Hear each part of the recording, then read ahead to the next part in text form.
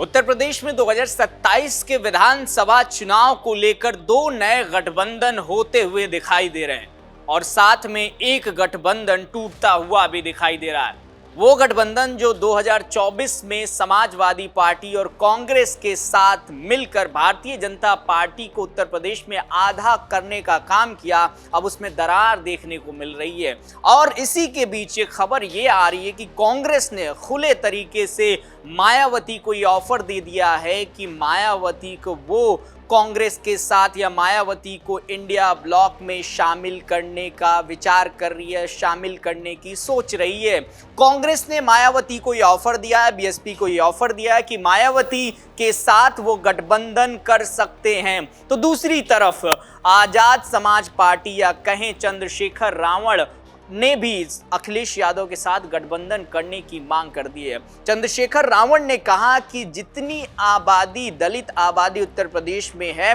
उस हिसाब से उसकी भागीदारी के हिसाब से उनको सीट दी जाए, यानी 22% अगर दलित आबादी उत्तर प्रदेश में है तो कायदे से 90 सीट अगर उन्हें दी जाती है तो समाजवादी पार्टी के साथ गठबंधन कर सकते हैं। दूसरी तरफ कांग्रेस ने यहाँ पर यह कहा है कि वो मायावती के साथ जो है एक नया गठबंधन बनाने को तैयार बैठे हैं, लेकिन पर्दे के पीछे की जो कहानी है वो ये है कि बीते दिनों अखिलेश यादव या कहें समाजवादी पार्टी ने कांग्रेस को लगभग 70 से 75 सीटें देने की बात कही थी, जिससे नाराज होकर कांग्रेस ने ये बात कही कि हम 100 से कम सीटों पर चुनाव नहीं लड़ेंगे। इसके बाद कांग्रेस के आला कमान ने बसपा की तरफ रुख करने का फैसला किया और अभी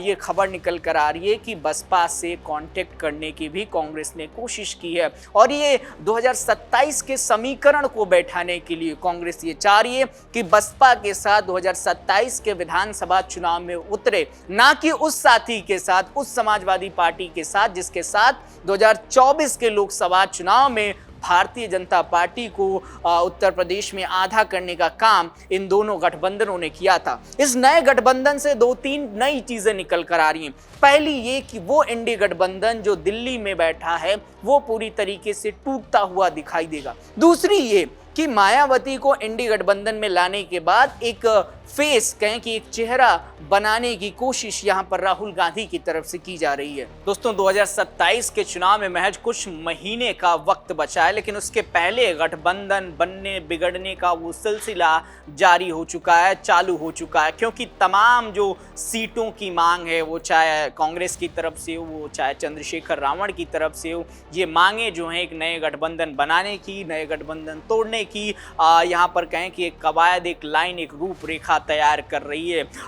कांग्रेस ने कहा है कि अगर समाजवादी पार्टी उन्हें 100 से कम सीटें देती है तो फिर वो बसपा के साथ जाने पर विचार करेंगे और जिस तरीके से अभी कांग्रेस ने खुले मन से कहा है कि हम जो है बसपा के साथ जाने के लिए तैयार हैं अगर वो चाहें तो। लेकिन वहीं दूसरी तरफ जब आप चंद्रशेखर रावण की तरफ जाएंगे, वो कहते हैं कि जितनी आबादी दलितों की आबादी उत्तर प्रदेश में 22%, उस हिसाब से अगर 90 सीटें समाजवादी पार्टी हमें देती है तो फिर हम समाजवादी पार्टी के साथ गठबंधन में 2027 का चुनाव लड़ सकते हैं। लेकिन इन सब के बीच एक सवाल खड़ा हो रहा है कि क्या अखिलेश यादव 2027 में अकेले होकर भारतीय जनता पार्टी को हरा सकते हैं? क्या बंगाल चुनाव के परिणाम के बाद भी विपक्ष ये नहीं सीख पाया कि भारतीय जनता पार्टी को रोकने के लिए सभी विपक्षी दलों को एक होना जरूरी है? जिस तरीके से बंगाल में ममता बनर्जी के हार का सबसे बड़ा कारण कोई बना, जिस तरीके से ममता बनर्जी को अपनी सीट भवानीपुर सीट हारनी पड़ी, उसमें किसी की भूमिका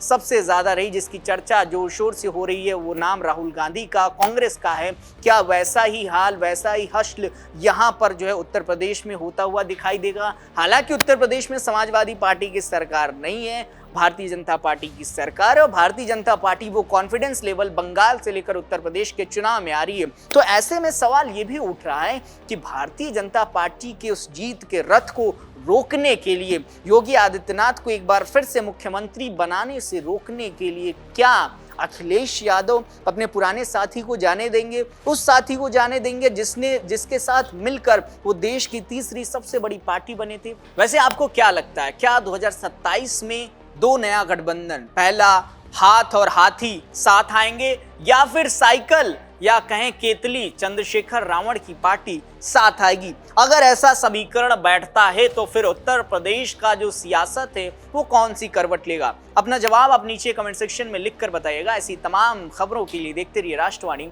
नमस्कार।